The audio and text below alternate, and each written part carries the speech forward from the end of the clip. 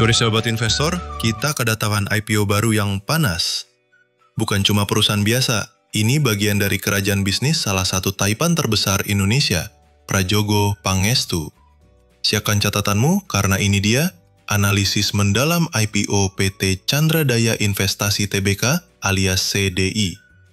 CDI adalah perusahaan holding yang super muda, baru berdiri Februari 2023. Tapi jangan remehkan. Lewat anak usahanya, CDI langsung memegang 4 sektor infrastruktur strategis, listrik, logistik, pelabuhan, dan air bersih. Kita bicara soal PLTGU, pembangkit tenaga surya, armada kapal angkut kimia, 72 tangki penyimpanan, dan WTP yang suplai air ke industri berat.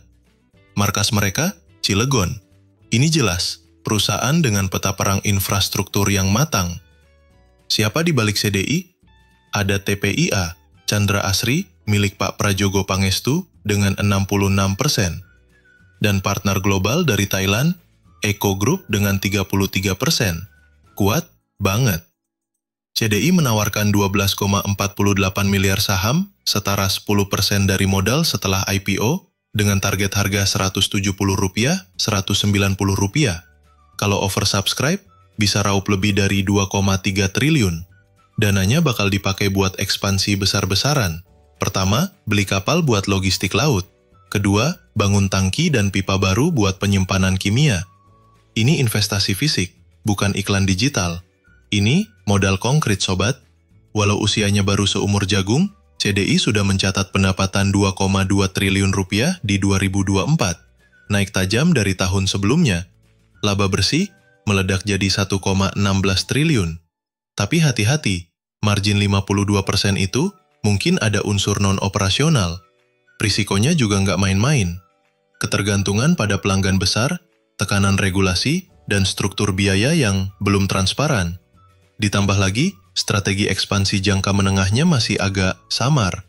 Tapi tunggu dulu, CDI bukan sembarang IPO. Mereka punya aset hard infrastructure dengan mod kuat dan revenue berbasis kontrak jangka panjang. Ditambah posisi strategis di kawasan industri Cilegon, ini jelas punya peluang jangka panjang yang sangat menarik. Secara makro, cukup bersahabat. Pasca pemilu 2024, stabilitas membaik. Tapi tetap waspadai USD IDR dan bunga global karena proyek infrastruktur sangat sensitif terhadap cost of capital. Nah, inilah highlight-nya. Kalau kamu ingat, saham Brand naik lebih dari 1000% sejak IPO. TPIA multi-bagger. BRPT, legenda pasar modal. Efek halo ini gak bisa diabaikan sobat. Nama besar Prajogo daya tarik institusi besar FOMO investor retail. Jadi gimana kesimpulannya? IPO CDI ini punya daya tarik strategis yang nyata.